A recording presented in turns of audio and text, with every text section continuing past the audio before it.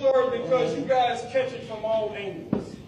I called home one day, I think it was about the 6-month period, when I really started to acting like a baby.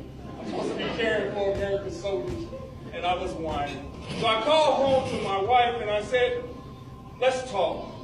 And my daughter's in the background, and she said, I want to talk to Daddy, I want to talk to Daddy. And so my wife says, listen, I haven't talked to your father in a while, so please let me talk to him.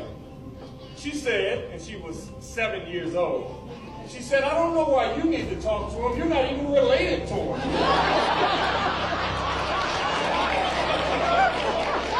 We thank you for the harvest that you have brought forth, the harvest of family and friends and a life of abundance. You have taken our country from the instability of a mere 13 colonies to a now renowned and respected, rich and charitable nation where we are free to worship, live, and govern ourselves under the warm blanket of democracy. Transforming myself into a man that my wife could be proud of, my children could respect.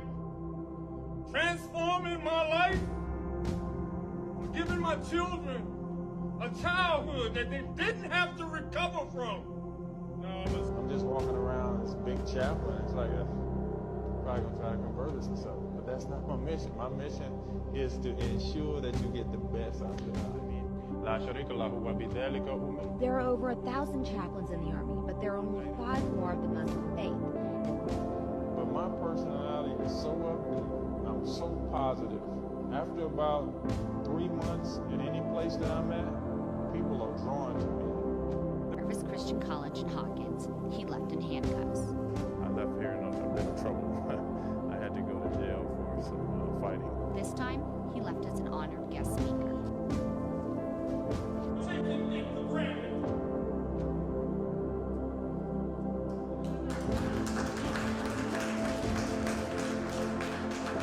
That institution you took for granted 30 years ago welcomed him back today with open arms. Right? Because you'll never be an eagle hanging around chickens. Right? The chickens that we hang around constantly telling us what we can't do, what we shouldn't do, and what we cannot achieve. Right? And you have to pull yourself back from those persons unapologetically and say, this is what I'm going to do. And what's interesting about that, all the people, all of the people who told me that I shouldn't go on this journey, that I was crazy, are now my mentees, saying I wish I had the courage that you had 25 years ago. Because those same people who discourage you become the people now that you're mentoring. But they were an obstacle in the pathway of your progress, but you couldn't see that because you were too busy catering to their limitations. Don't tell me you're a soldier and you're not trying to be the best soldier. Don't tell me you're a soldier and you're not trying to be the most educated soldier. Don't tell me you're a soldier and you're carrying this thing called Islam in your brain and you're not top tier. You see, if the journey was short, it won't fair. Go to the fair. What I want to make about you ain't none of your business. You see, men are not concerned with who likes, who agrees, who validates their vision. Men cast a vision About a nation. Help us to be prepared for our purpose, to be poignant, to be principled, as we passionately serve you, Lord, for the proposition to fight against the principles and principalities of spiritual wickedness in high places. We know by your will no weapon formed against the righteous shall prosper. They will be made useless, and none of them will have a voice, and they will be rendered silent. God, you are our refuge. You are our comfort. You are our fortress. To whom shall we be afraid? God, help us to serve with courage, compassion, and conviction for the betterment of our soldiers and our nation. They could have been bickering over faith. They could have been arguing whether Christianity or Judaism was right, but they didn't care. Each of them had confidence in their God, and they were doing the right thing for human beings. And I think that's the essence of all of us who are chaplains in the military. I think that's who we are. That's who we should be. He begins his day with a prayer.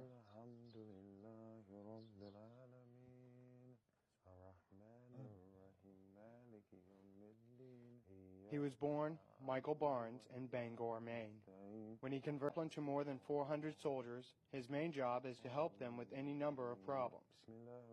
My role as a chaplain is simply to take care of soldiers. I mean, and when I say take care of soldiers, you got marital conflicts, you got people having a hard time with the military, you got people just stressed from being away from home. So I take care of those people.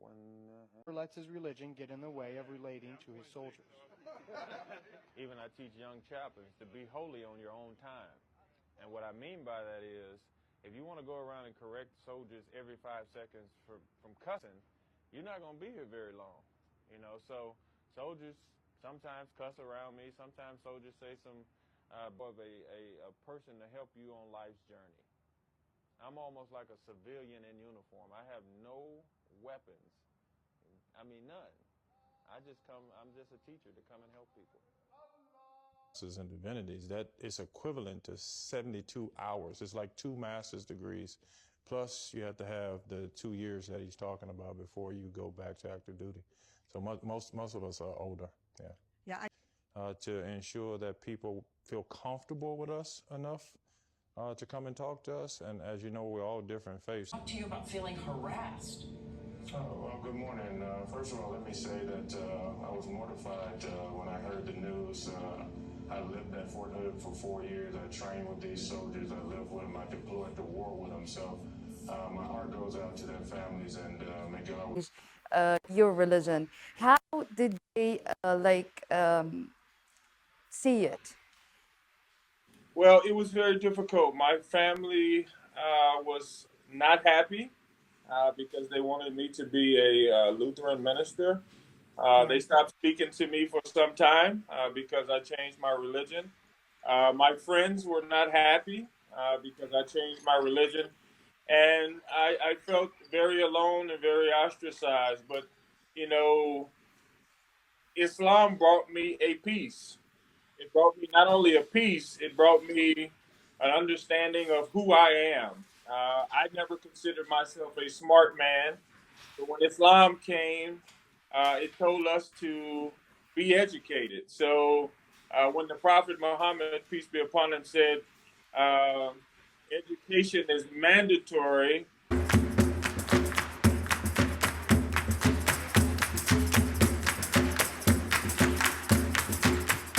Brother Bishop. What's going on, man? I came in my battle dress uniform to bring some heat. Well, come go to war, Doc. I'm going to war. What's up, man? How you doing?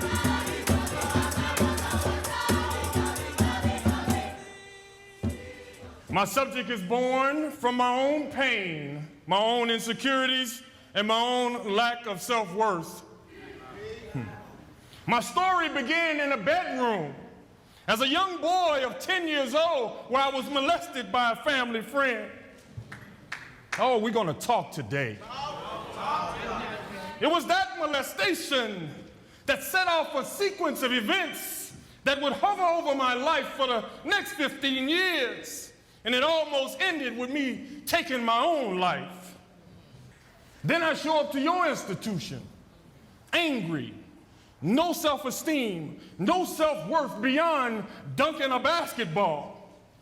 You see, I was so good at basketball, they called me prime time. But what they didn't know when I wasn't dunking that basketball, I was drinking myself to sleep every night. I was fighting every week anybody that I could find to release this rage that was inside of me. It was the only way that I could feel some fulfillment because I wanted people to see me as a man. USA Today, the cover of ESPN magazine last year on Sports Illustrated's cover. What do you think? Is this too much or is it too much pressure for you? How does it feel to know that if you're not eventually a Hall of Fame caliber player, it's not good enough to be good or an all-star. If you're not eventually a first-rank Hall of Famer, a lot of people will say you were a bust or overhyped. LeBron James shouldering the hopes of an entire NBA franchise. You talk all you want about this kid. He's still only 18 years and 8 months old. Can he live up to all the hype? No one can live up to this type of hype that's been placed on this young man. You will most certainly be the most scrutinized rookie in the history of the NBA. The Express with hype. It had started 2 years ago. He was on the cover last year of Sports Illustrated, on the cover of ESPN magazine this week. And all I know is if he's half as good as all I've heard about him, he is going to be one special athlete. Is he the best? USA Today, the cover of ESPN magazine last year on Sports Illustrated's cover. What do you think? Is this too much?